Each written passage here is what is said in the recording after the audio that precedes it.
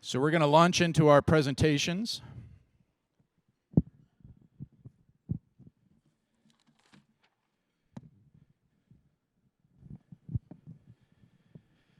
So we're very fortunate to have our next presenter. She wears multiple hats. One is with the City of Greeley. The other is with the Poudre Heritage Alliance. And the Poudre Heritage Alliance has been a major sponsor and partner for the forum. So once again, they've participated in the process and contributed to make this day happen. So Karen Scopel is the environmental planner with the City of Greeley Natural Areas and Trails Division, and also on the board of the Poudre Heritage Alliance. So please join me in welcoming Karen.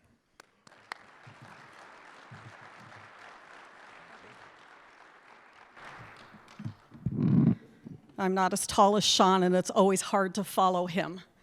He sets a good stage. So good morning, everyone. The Poudre Heritage Alliance would like to help set the stage for today's Poudre Forum by looking back at our history surrounding water quality. There are several early accounts of the river before major settlements came to be. In 1883, Anton Janus, in a letter to Ansel Watrous, said, "On the 1st of June, 1844, I stuck my stake on a claim in the valley. I thought the Poudre Valley was the loveliest spot on earth, and think so yet." And in 1852, J.R. Todd, who traveled up the Poudre from the South Platte, said the waters of the river were as clear as crystal all the way to its confluence with the Platte. So this is a tale of two cities. Both Greeley and Fort Collins were founded in the late 1800s near the Poudre River to take advantage of the river's waters. In the early years of these two communities, residents relied on obtaining water for domestic use directly from the Cache-la-Poudre River and water wells. An advertisement in the Fort Collins Weekly Express in August 1880, placed by a John Peterson, said, "I have secured a complete outfit and will begin Thursday, August 12th to deliver water to any part of the city. I shall take water directly from the river and will take special pains for it to be pure and wholesome. I would respectfully solicit the patronage of those wishing water for domestic purposes." In the early years of Greeley, a series of infiltration wells were built into the gravel bed of the river a short distance from the center of town to provide water to the town's homes. In the late 1800s, however, two major societal concerns arose around water supply in Greeley and Fort Collins: fires and disease. Ansel Watrous in the History of Larimer County pointed out that in addition to too many saloons, houses of prostitution, and gambling halls, another problem was fires. Following a catastrophic fire in early 1880, the townsfolk of Fort Collins began circulating a petition to build a gravity flow water system. However, nothing would happen for 2.5 more years. And it was the Great Chicago Fire of 1871 that inspired the creation of Greeley's first fire department. The Chicago Fire, as we know, consumed in less than a week roughly 3.5 square miles of that great city, and 250 people died. Greeley's population in 1871 was about 1,500, and the town itself was an assortment of frame buildings described by an Illinois journalist in 1870 as, quote, "so many dry boxes scattered across the plains of the Almighty." Greeley was the perfect tinder for a fire. And Henry West, president of the town board, spearheaded the establishment of Greeley's fire department as his son's home and business had been consumed in that Chicago fire. 1 month after the Chicago fire, Greeley adopted an ordinance to appoint a fire department. However, without water systems, both communities relied on bucket brigades and hose teams to get water to a fire and fight it. In Fort Collins, the Hook and Ladder Boys and other volunteers were sorely tested on September 15, 1882, 2 days after the town trustees decided to hold another election on a gravity plan, when a nearly completed building on the southwest corner of Linden and Jefferson Streets caught fire in the early morning hours. The Courier described the efforts of saving it by saying the hooks and ladders were promptly on hand, but with the limited water facilities, nothing short of a miracle could save the building. The other issue had to do more with water quality that we're talking about today. Diseases associated with contaminated water were rampant throughout early civilization. Typhoid fever, dysentery, and cholera have plagued humanity throughout time. The risk of infection was greater in high-density populations, such as those found in 19th century industrial towns, usually in the summertime. The germ theory of disease is generally attributed to French chemist Louis Pasteur, who by 1850 had shown that microbes and not chemistry caused fermentation, and that's for all you beer people. Until the relationship between germs and diseases was proven, humanity suffered greatly. In December 1880, M. wrote in the Weekly Express in Fort Collins about the need for, quote, a plentiful supply of wholesome water for domestic purposes, and noted the prevalence of typhoid fever. In August 1881, an editorial described the problem of river water quality, stating the frequent storms that had been occurring up in the range had filled the river with large quantities of impure matter. First, the water runs red, having been a flood in the Redstone districts, then black from the burnt districts. I don't think we've seen any of that lately. Then on Thursday morning, it was densely muddy. The waterman was obliged to fill his water wagon from some well whose predominating ingredient was alkali. The river water was not even fit for cooking and washing. In Fort Collins, several votes were held in 1882 about funding a waterworks. Eventually, in September, the citizens voted in favor of funding a waterworks system. In early November, a contract was issued to construct the waterworks, and contractors promised to complete the work by April 1st of 1883. Needless to say, as is not uncommon, the project took longer and cost more before it was finally completed and turned over to the town on June 8th, 1883. Meanwhile, in Greeley, discussions began in 1883 when a citizen wrote to the Greeley Tribune suggesting that a well providing potable water could be constructed with, quote, little effort, after several Greeley residents became ill from Greeley surface water due to its high sulfur content. In June 1883, the decision was made to drill an artesian well in Lincoln Park. Originally, it was thought that the well would be completed at a depth of 880 feet, but was unsuccessful in reaching water. So the drilling went forth with much labor and difficulties, crunching through hard and soft layers of earth, and water was eventually struck at almost 1,200 feet in April of 1884. A large can filled with nitroglycerin was used to shoot or conduct the final opening of the artesian well. Immediately following the opening, a column of water shot up, and an increased flow resulted. The event was depicted in an illustration in the Greeley Tribune. The water from this well was chemically pure, except for the presence of free carbonic acid. And according to Jesse Hawes, a local doctor, this made the water have, quote, a life and sparkle that is delicious and healthful. Entrepreneurial boys soon spent Saturdays hauling water from the well to households for 10 cents a tub. When water began to be routed from other sources in Colorado, the well was abandoned. And in 1907, the Greeley Tribune raised money to erect the rock structure that is presently at the old well site in Lincoln Park we fondly call Pioneer Fountain. At the close of 1887, the Weekly Express sang the praises of Fort Collins Waterworks, stating, the quality of the water is unexcelled. It comes cool and clear from the mountain gorges. There's hardly been a fatal case of typhoid fever during the 5 years the system has been in operation. The Fort Collins system operated for 10 years with minimal problems. Occasions of high waters in spring or heavy cloudbursts caused the water to become discolored, as the amount of mud flowing through the supply canal was more than the sand and gravel filters could handle. However, in late May 1881, there was a diphtheria outbreak.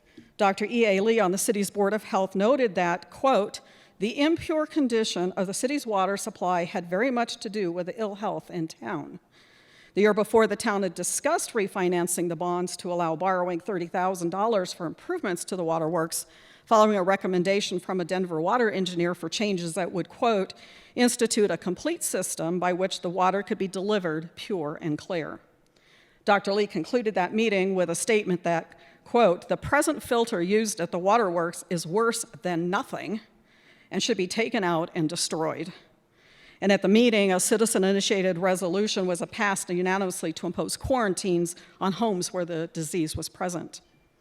A few weeks later, the Weekly Courier's editorial stated, the citizens, must either provide a means for improving the quality of water furnished to consumers, enlarge the cemetery to make room for the dead, or pack up and leave their homes for owls and bats to occupy. The water people are compelled to use about 1/3 of the time is simply execrable and is unquestionably the fruitful source of much of the disease and death from which this community has suffered the past year. For a period of days following a storm, the water is unfit for any domestic use and should be labeled with a skull and crossbones. The arrangement in present use is liable on the name of filter and should be condemned as a nuisance, and suggested a solution with gravel infiltration. And it noted it will cost money, but the quicker it is done, the better for all concerned, except the gravedigger. Over the ensuing years, work was done to clean, repair, and improve the waterworks to meet the needs of the growing community. However, at the turn of the century, typhoid fever again beset the community. Flooding, the already outdated filters, and drawing water for the old water plant from the river below Bellevue and LaPorte, also with growing populations, continued to haunt the populace. Proposals for moving the water supply further upriver were rejected by the fiscally conservative community, which still had not paid off the original water bonds. Finally, in spring 1903, the citizens approved a bond for a new waterworks located up the Poudre Canyon. This work entailed a new pipeline, headworks, sedimentary basins, and skimmers, with construction starting in December that year. The project was complete a year and a half later, on June 10, 1905. The water mains were made of wood with iron bands around the outside.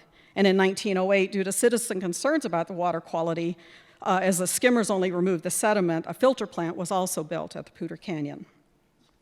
In 1904, Greeley bought a farm at the Poudre River's mouth in Bellevue, 35 miles northwest of town, replete with very senior water rights. And in 1905, Greeley's 5,000 citizens voted by a landslide to go to the mountains for high-quality drinking water. It took 2 years to build the Bellevue Water Treatment Plant, which was completed in 1907. Another important component was a 36-mile wooden transmission pipeline that conveyed the water from the Bellevue plant to Greeley. Today, our communities enjoy clean water supplies thanks to our predecessors, current leaders, and staff. In 2017, at the American Water Works Association's 13th annual Best of the Best Water Taste Test, Greeley's water was named the best tasting in all of North America, and also won the People's Choice Award, the first time a city claimed both titles in a single year. Luna Leopold, Aldo Leopold's son, a noted geomorphologist and hydrologist, said, "The health of our waters is the principal measure of how we live on the land." Like his father, Luna Leopold was ahead of his time on many fronts, but where he was perhaps most visionary was understanding the encompassing significance of water to our society, to our ecosystems, and to all life. And Gregory Hitch wrote in recognition of Luna's 100th birthday in 2015, "It is clear that Luna would not stand by and do nothing. That was not Luna's way. Luna fought with facts and logic, but also understood that facts and logic might not always carry the day. It is people who make environmental decisions, and people must be persuaded to apply facts and logic in the correct way. If we are going to solve the wicked problems that face us, we must do exactly that. Yes, we need hard science, data, facts, models, but I would argue that we also need empathy, caring, and understanding to bridge these seemingly intractable divides. Today, it will take collaboration from all stakeholders to continue to meet the needs of our communities for cool, clear water. Can we individually and collectively go out on a limb and turn that limb into a bridge? The Cache la Poudre River National Heritage Area honors the water history of the lower working Poudre River. And I want to thank Wayne Sundberg, he's sitting over here, for a lot of the information I used in this presentation today out of the great book he did about the Fort Collins' first waterworks. You visit their booth out here and check into that. The Poudre Heritage Alliance is excited about continuing our region's legacies as we collaborate to promote, engage, and inspire current and future generations. We invite you to support our work by attending the 3rd annual Poudre Pour, March 28th in Windsor. Tickets are available on our webpage or visit our booth today. It's outside the doors over here.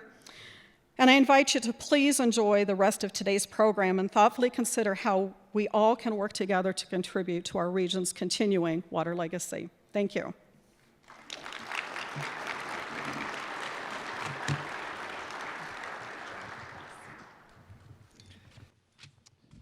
Thank you, Karen. I'm very pleased to see that uplifting ending. I was feeling really bummed out in the middle of the part of that. The 1800s bamboozle my mind. You always look at those old photographs, and they're never smiling, never.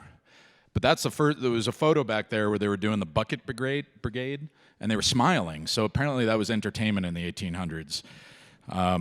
So thank you for that, Karen. It's always good to look back at the history. So we're going to pivot a little bit to the water quality on the Poudre, and it's my pleasure to introduce Pat Pfaltzgraff. Pat is the director of the state's Water Quality Control Division, and he's going to talk to us a little bit about water quality, introduction to water quality, and I'm getting a cue that Pat is not getting up. Oh, there you are, Pat. Great. Please welcome Pat.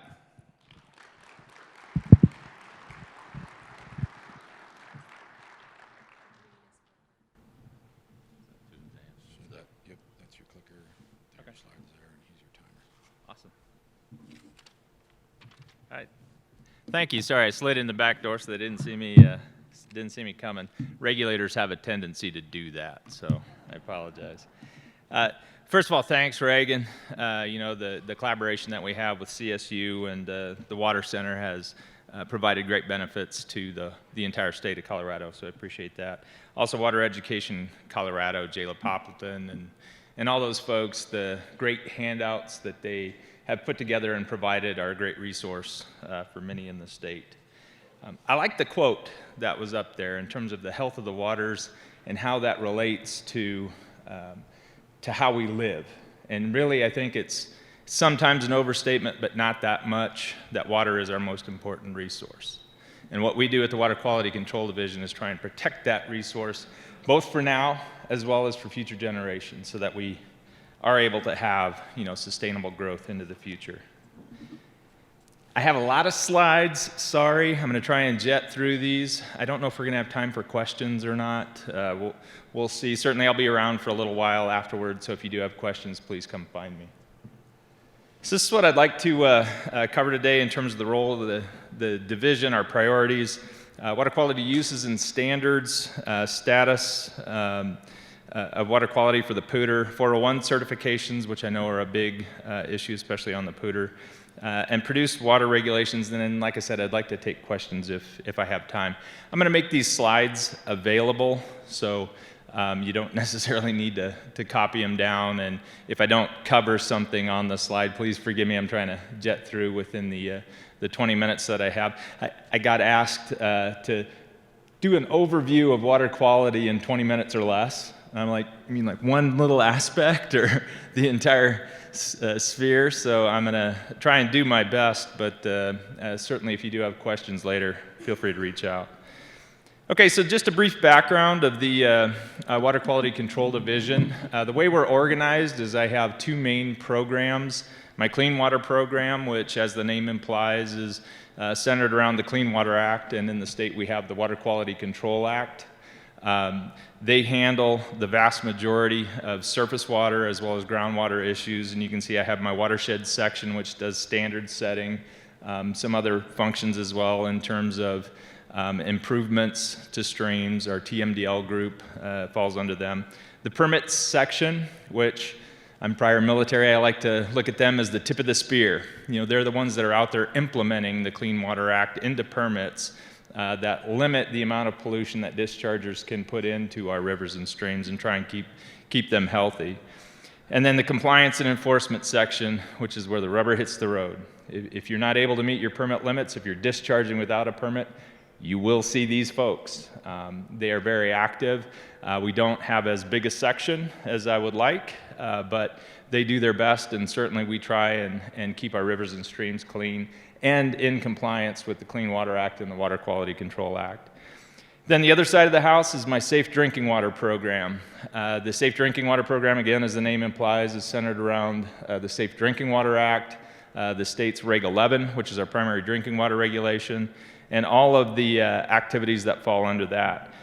You'll see there's a number of sections. The one that's most directly related to compliance with the Safe Drinking Water Act is at the bottom. That's the compliance assurance section.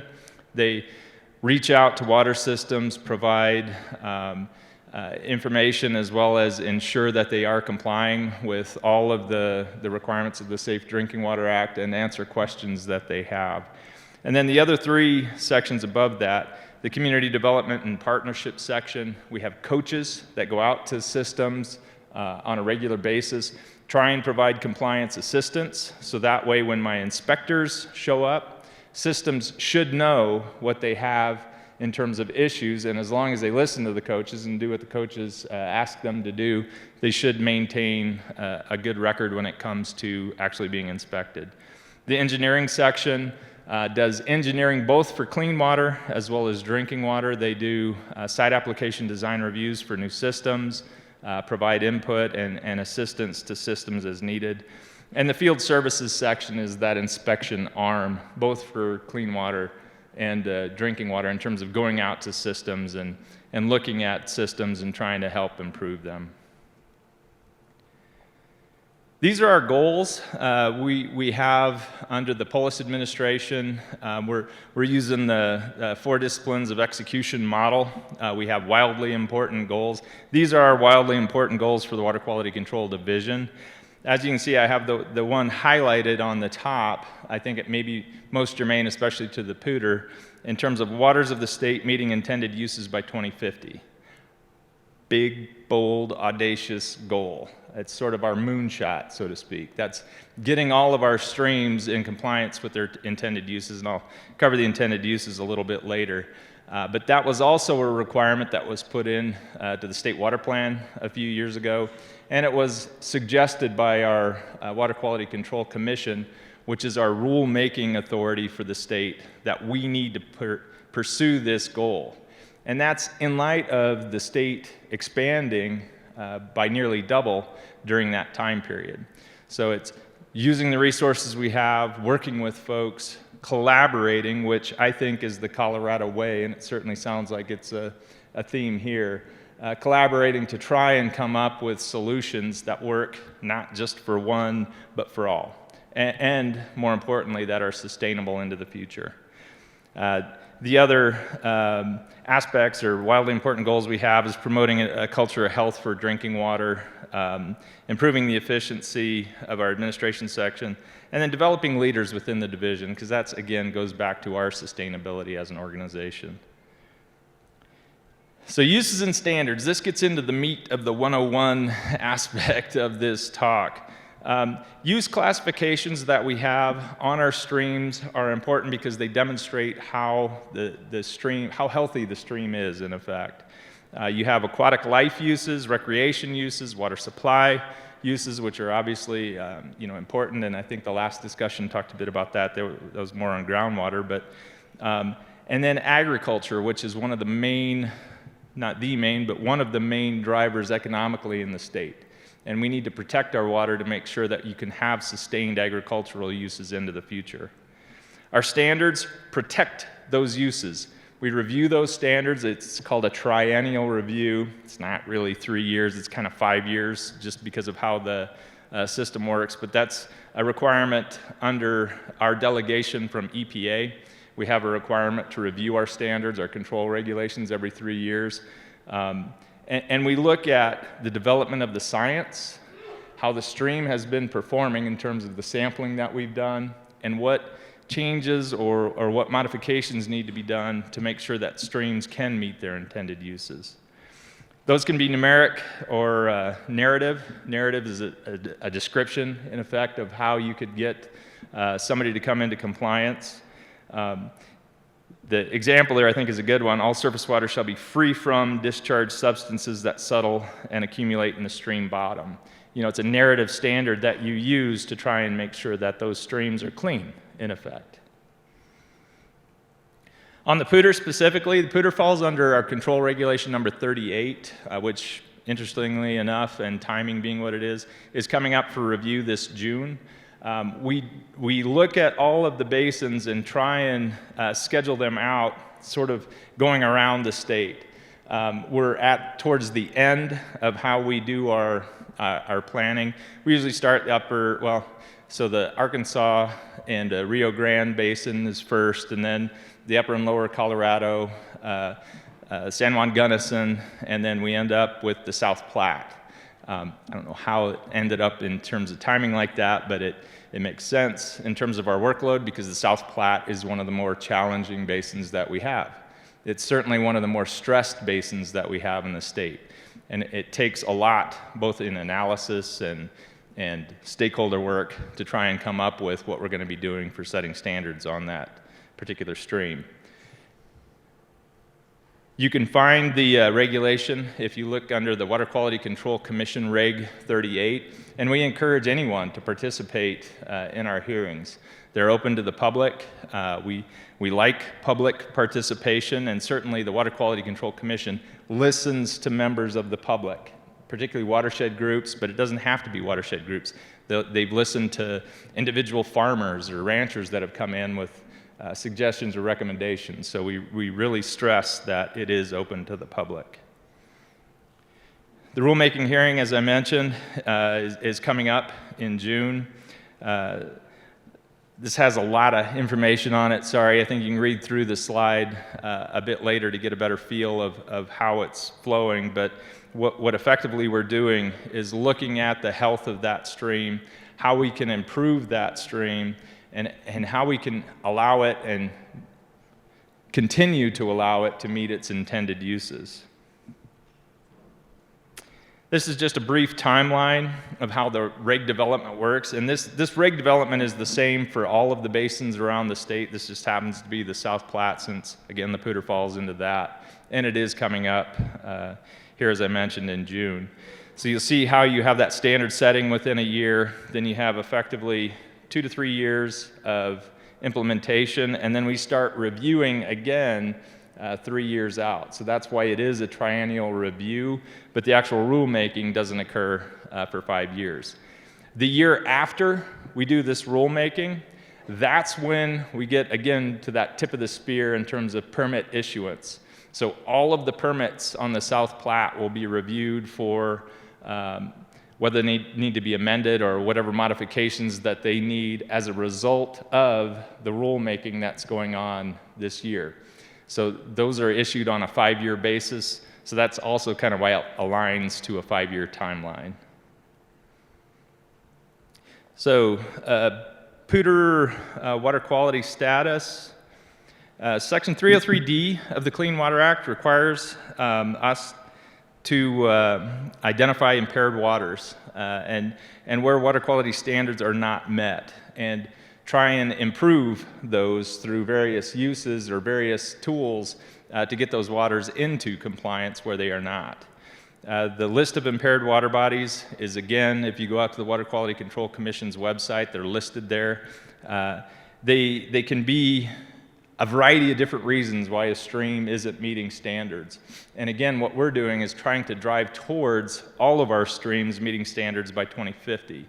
So now you can kind of get a feel for why that's such a difficult but important goal. Again, it's our moonshot type of goal. We want to see this happen despite having the population increase in the state. The Poudre has a lot of organizations that monitor it. This, again, is good.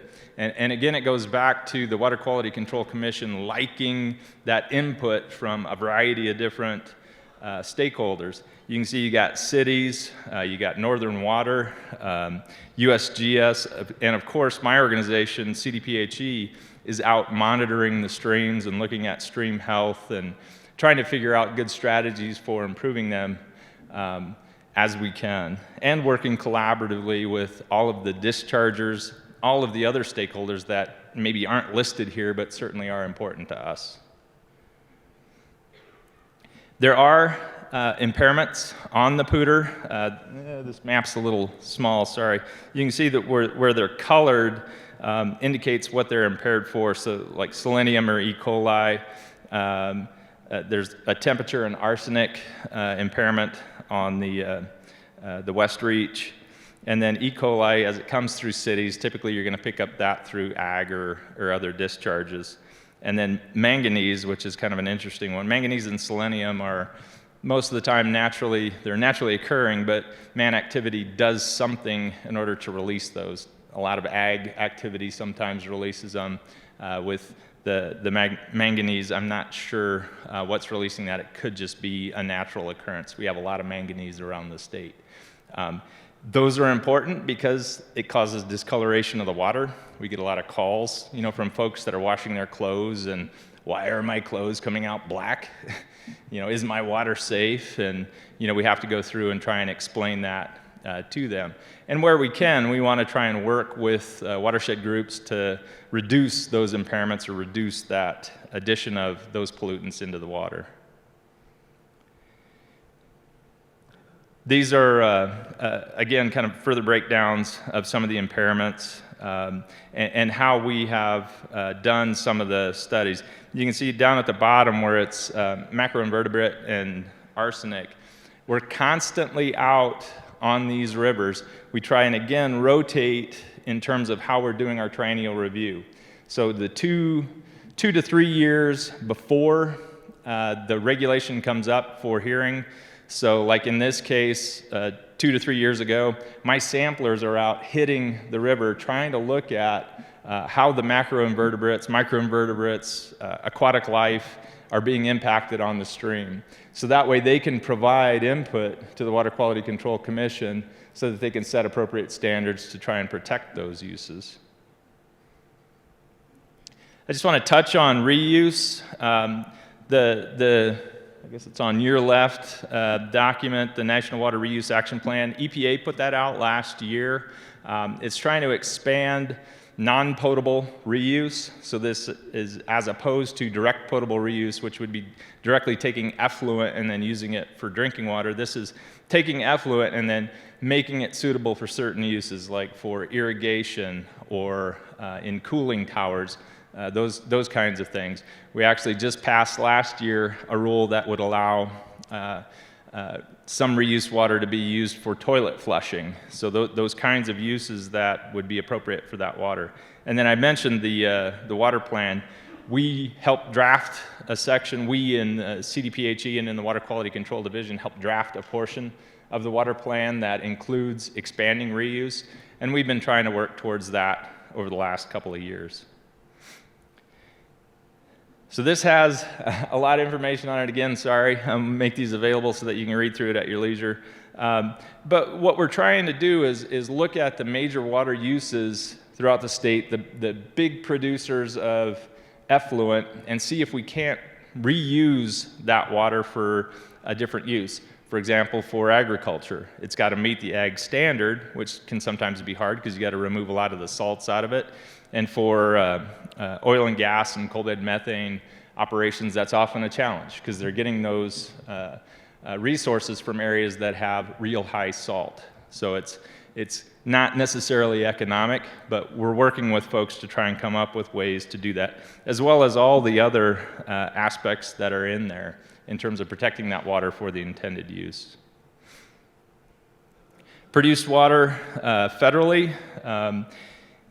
It cannot be sent to wastewater treatment plants. It has to be treated either on site or it needs to meet the standard before it's discharged into a stream, which is a bit different.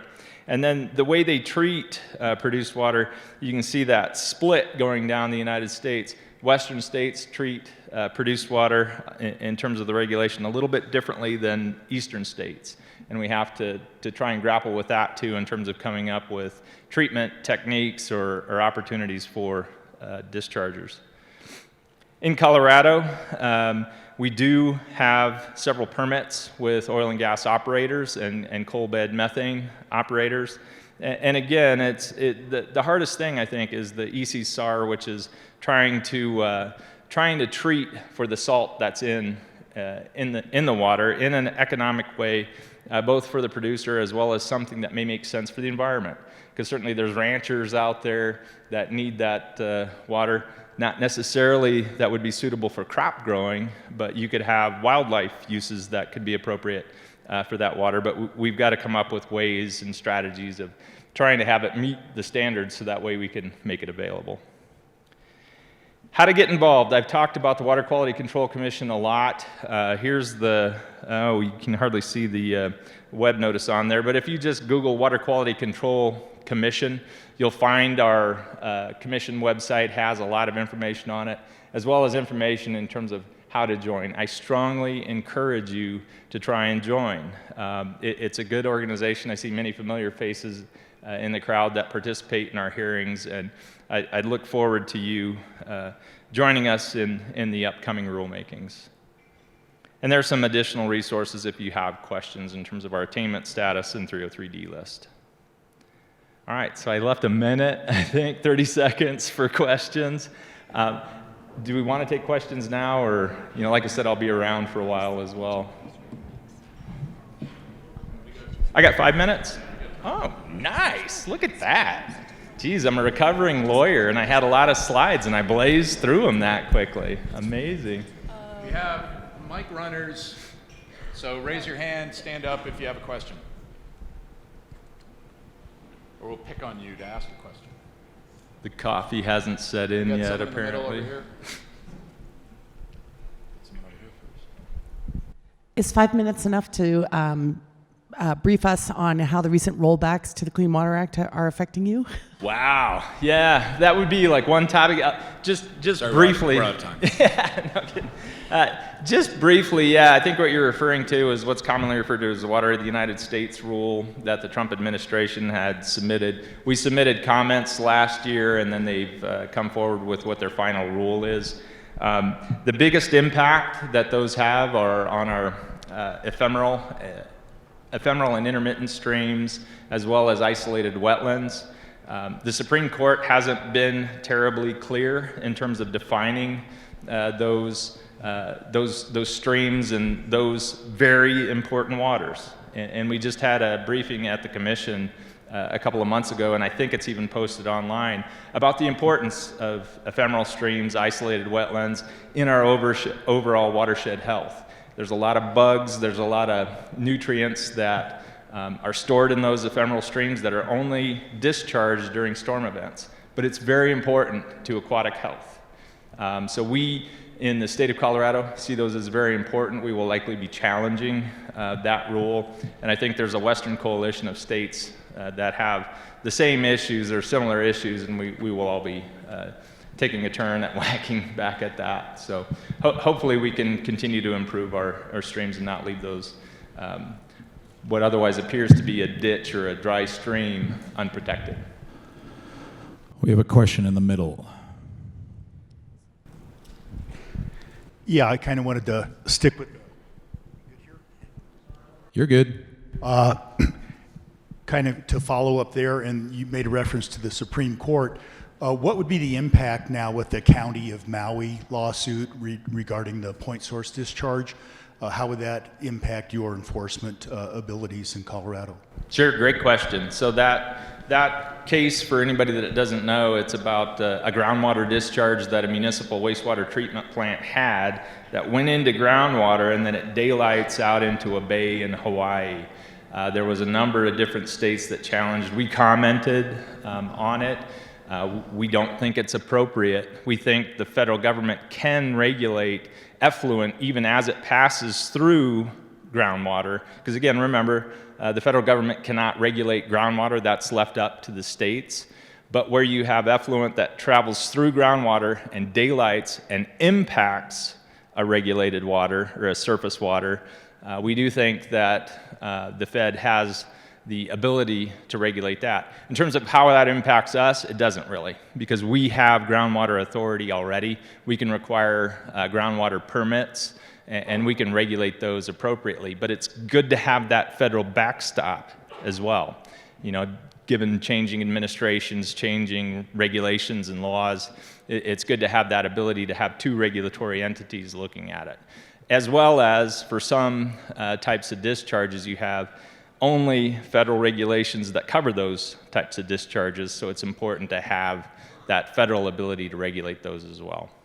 But that opinion should be coming out later this spring, early summer, so we'll see how the Supreme Court votes on that. May give us an indication of how they rule on a challenge to the Water of the U.S. rule as well.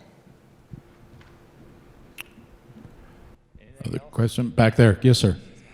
Yes, what do you see as the biggest challenge in terms of impairment to attaining the 2050 goal? There's a lot.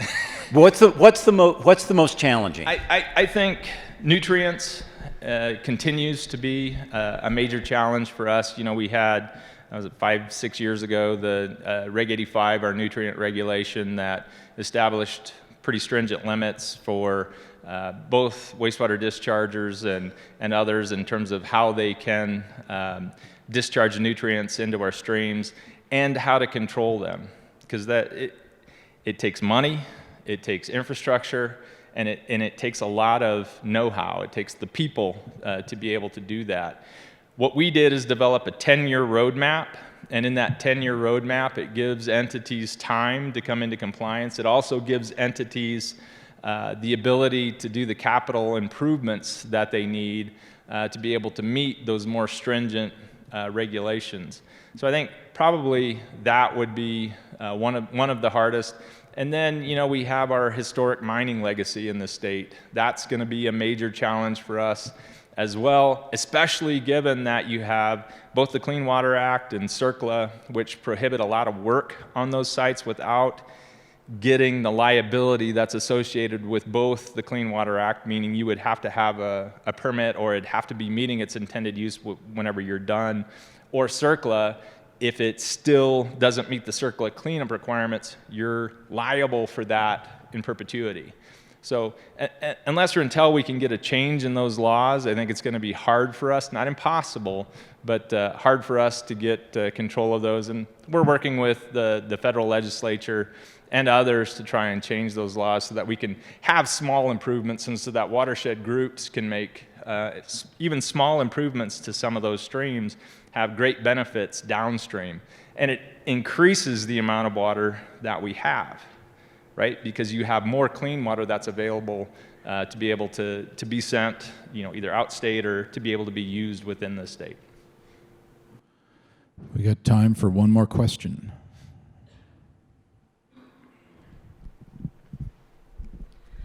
I would be interested to hear the state's perspective on how you're grappling with the issue around corrosion control that's come out of sort of the Flint lead crises. Right now, drinking water plants are looking at optimization of adding orthophosphate, which is in kind of stark tension with the discharge of phosphorus at the wastewater end.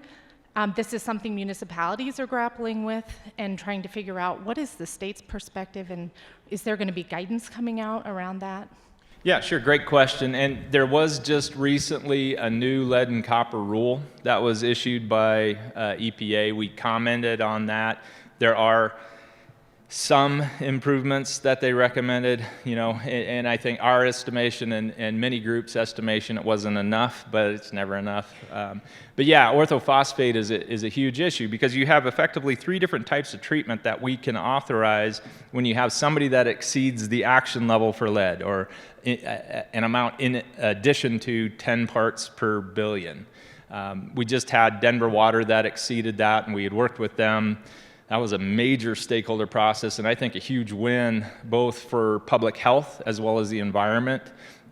Because again, under the kind of more draconian lead and copper rule, we could only give them 3 different options, right? Orthophosphate, silicate, or pH adjustment. And under their studies, it showed that orthophosphate was the most optimal. I don't have discretion to vary against that. So as a regulator, I have to require whatever is most optimal, whatever protects public health the most. Do I like the fact that we're putting now phosphorus back into the watershed? Of course not. You know, that's part of our 10-year roadmap and what we're trying to do by way of nutrient reduction. So we had a really long stakeholder process that resulted in a request to EPA for a variance to get that pH adjustment, plus what I think is the most important aspect of any type of lead reduction, get the lead out of the ground, right? Just get it out of the system. That way you don't have to worry about optimization, you just don't have it. And Denver Water, fortunately, you know, has the wherewithal, the resources, and the motivation to do the right thing, and they did the right thing. Now, throughout the state, can we always do that? Maybe, maybe not. It's expensive, to remove lead from your entire system. We do have the state revolving fund where we can provide loans and grants, especially to small systems, to try and get that removed. And certainly, we're willing to work with any system to try and figure out what's the best for optimizing and trying to prevent the addition of more nutrient into our watersheds. But sometimes it's the only option. But we'd like to see that as the least favorable option. But when it comes to protecting human health, that sometimes becomes our prime directive with respect to the Safe Drinking Water Act. Great. Thanks, Pat.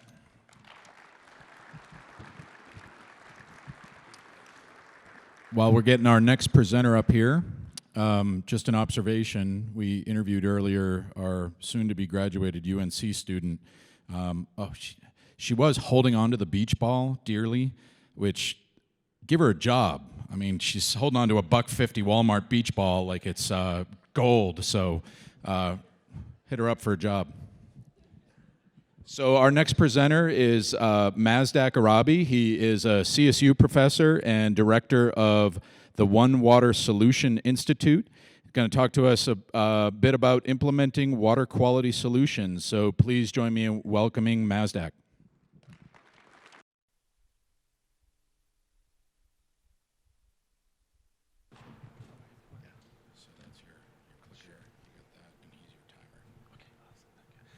Good morning, everyone. My name is Mazdak Arabi. It's a pleasure to be here. I was thinking this morning when Reagan was talking about the importance of events like this, and I'm thinking about this situation as a person who lives in this watershed. And often family and friends ask me, what is such a big deal about living in Colorado? And for me personally, it's Poudre River.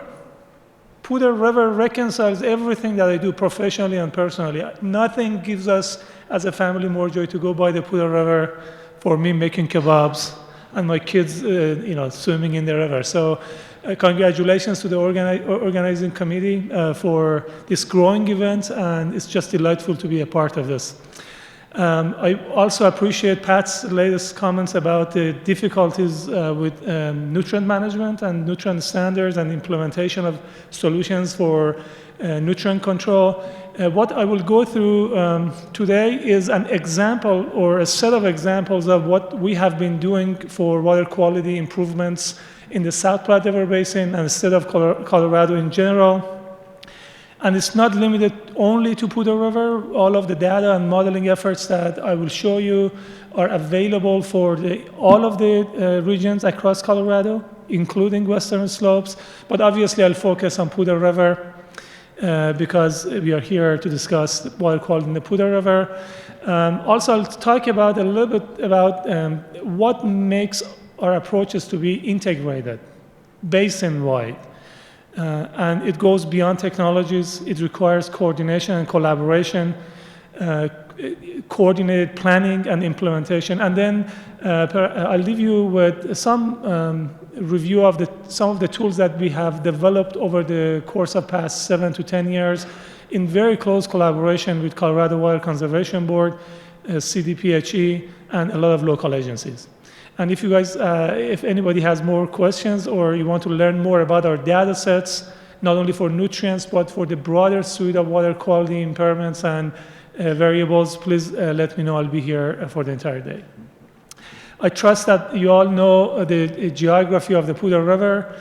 The basin originates from the relatively pristine headwaters at the Continental Divide, and before its confluence with the South Platte River Basin, the river goes through a number of cities, and the quality and quantity of the water is influenced by municipal activities, agricultural activities, and obviously the natural background of our system contributes to some of these water quality constituents. So let me get started with a very short summary of nutrient levels along the Poudre River from Poudre mouth of canyon to south of Greeley. So you can see 4 monitoring sites that I'm using as an example of data sets that we can analyze and look at water quality conditions. Now, Pat also mentioned that numerous agencies and groups collect data and provide the information.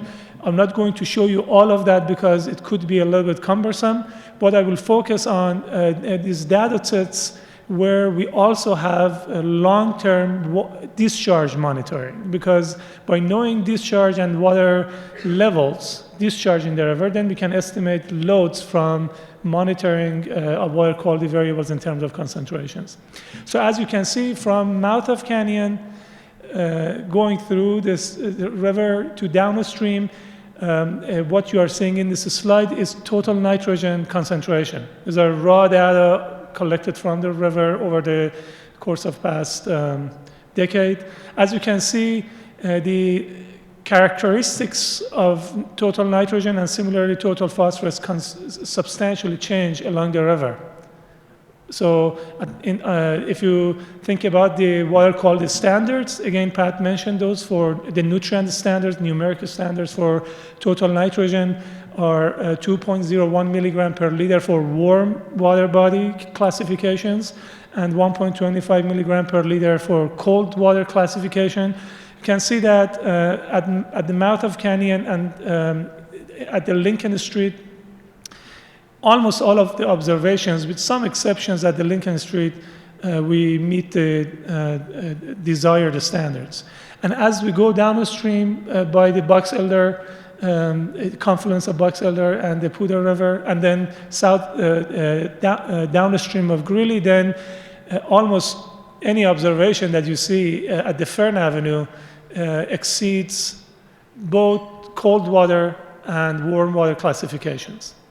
So not only concentrations change along a river that passes through a gradient of natural conditions, municipal and agricultural activities, but also these concentrations change during the year and during different hydrologic conditions. So as we think about water quality, we need to recognize that water quality changes also with the amount of water in the river. So any actions that we do, whether it's developing new water supply systems or reusing water or adding more supply systems to the river, they will also influence the quality of water in terms of concentrations that are the basis for our regulations in the state.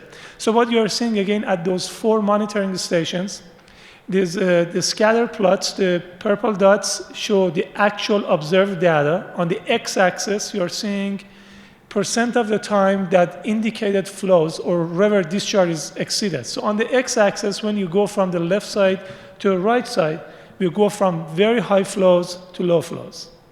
Okay, so the left side of each panel are high flows. Right side are the low flows. As you can see, obviously, and the y-axis shows loads. This analysis is called load duration curve analysis. It's very useful to understand that how water quality changes with hydrologic regimes. So as you can see, the solid black line also shows that 2.01 milligram per liter standard translated and calculated in terms of loads that the water body can assimilate without being impaired. So if the points are below the line, means that we don't have water quality problems. If they are above the line, we have exceedance of desired water quality standards under varying flow conditions. So as you can see, at mouth of canyon and Lincoln Street, we almost under any hydrologic conditions, we are okay. We can comply with the standards that have been proposed.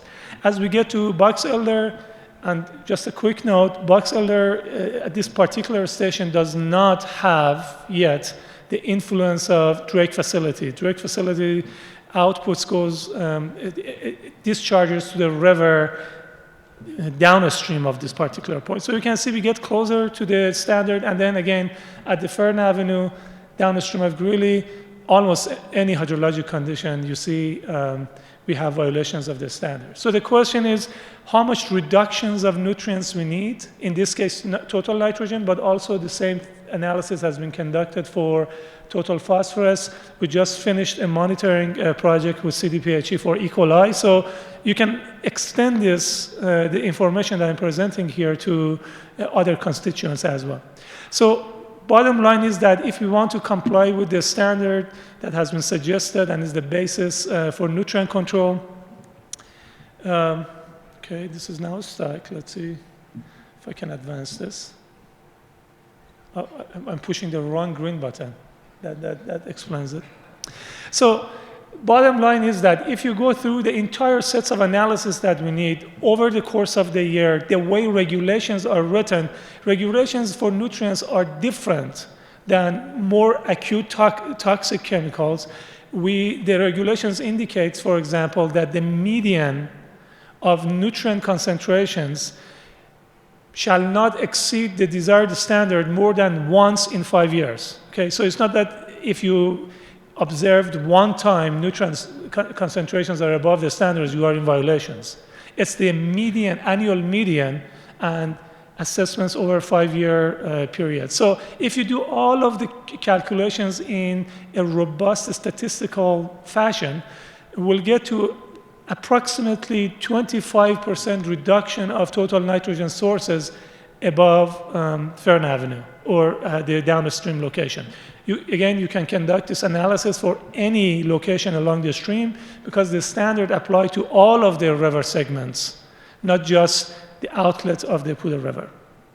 So the question is that how do we achieve that 25% reduction of nutrient sources in socioeconomically viable fashion and as a whole system, thinking about the whole system rather than individual actions in silos. So the way that we formulate the problem is obviously we have to think about the physical system, urban wastewater treatment facilities and urban wastewater in general, urban stormwater, agricultural sector, and our rivers. The beds and banks of our streams also are sources of nutrients during some periods of time. So if you get significant bed and bank erosion, particularly for phosphorus, that could be a substantial source of nutrients over the course of the year. So we have to be able to characterize those.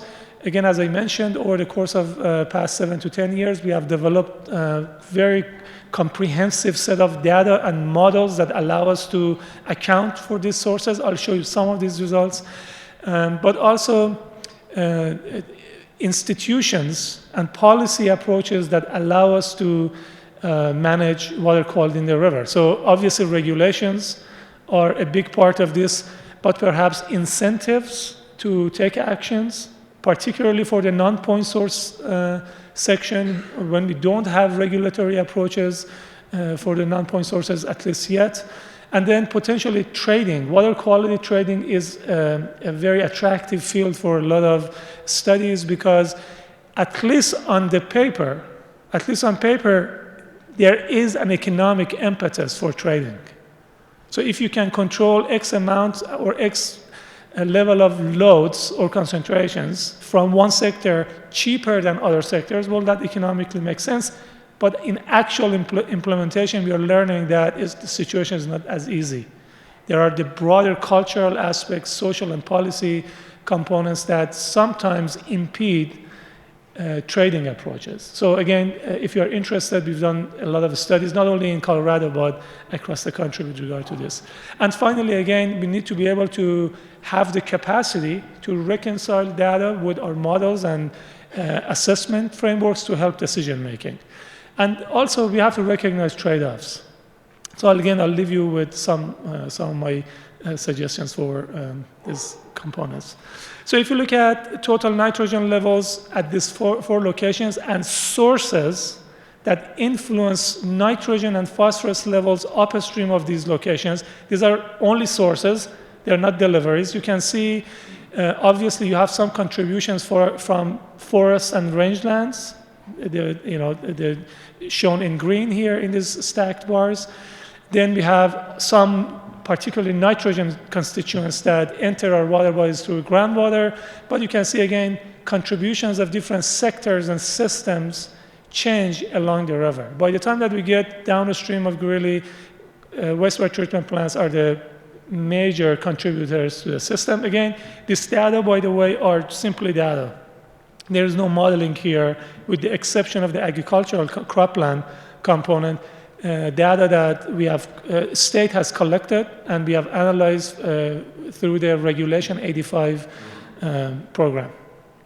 Same thing with total phosphorus. The role of wastewater treatment plants for total phosphorus is even greater, or the contributions from wastewater treatment plants.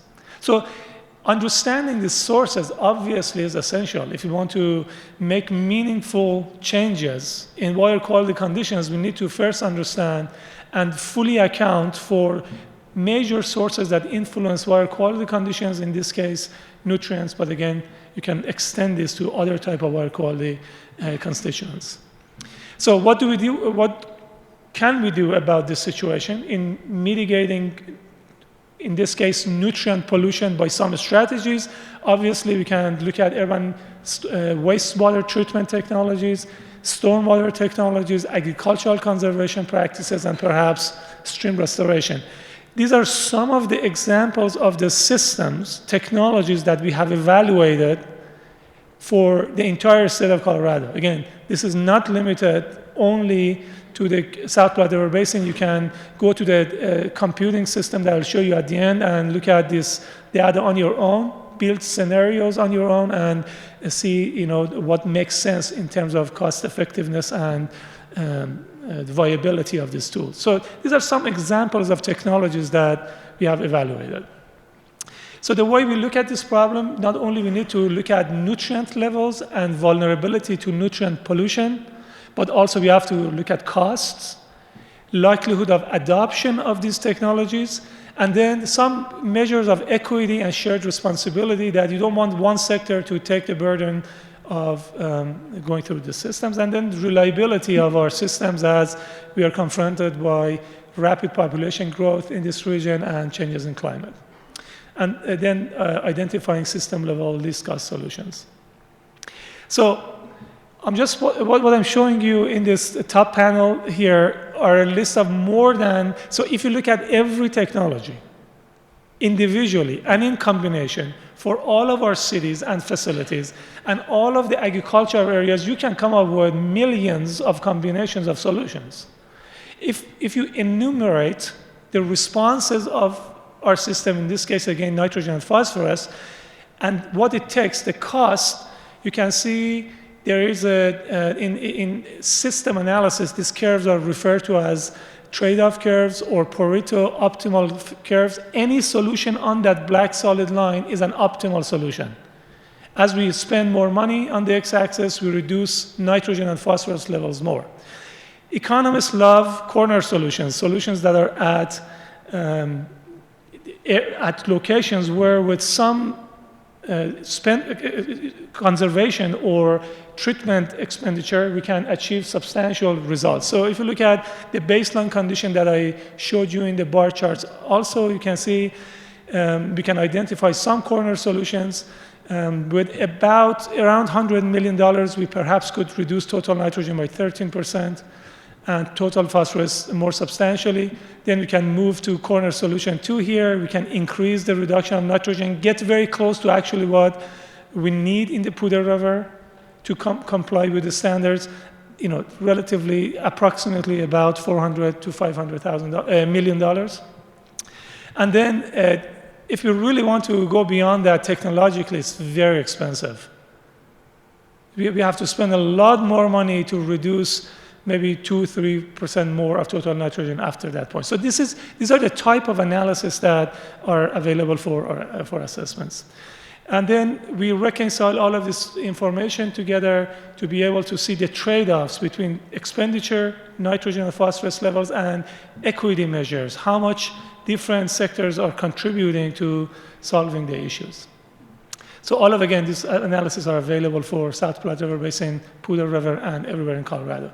So let me leave you with this dashboard that we have put together. If you're interested, this dashboard is now being used by North Front Range Water Quality Planning Association. with a lot of other agricultural groups to come up with solutions. So essentially, you go here, you build your water quality control strategies. If you're interested to apply this tool for some sort of analysis with regard to technologies, you can see all of the agriculture fields, wastewater treatment plants, and so on. You can get, again, the raw data from the state or data sets that we have put together. You can compare scenarios, and then even drill down into contributions of each sector, and perhaps in agricultural sector, you can also look at the difference between flood irrigation or sprinkler and so on. So I just wanted to leave you with access to this tool. And also thank more than 30 graduate students that have worked on these data sets and models, and a lot of our analysts at CSU that have contributed. Tyler Weibel, Dave Patterson, Troy Bowder, and Eric Worrell have been tremendous for the ag sector. Tyler Dell for stormwater, and Dr. Charvel for her contributions to urban wastewater treatment technologies. And let me finish with acknowledging the contributions by a lot of local governments that have supported this study, and CDPHE that continues to support us to be able to put the systems together for improved decision making. Would be glad to answer questions if there are any questions. Thank you. Thank you, Mazdak.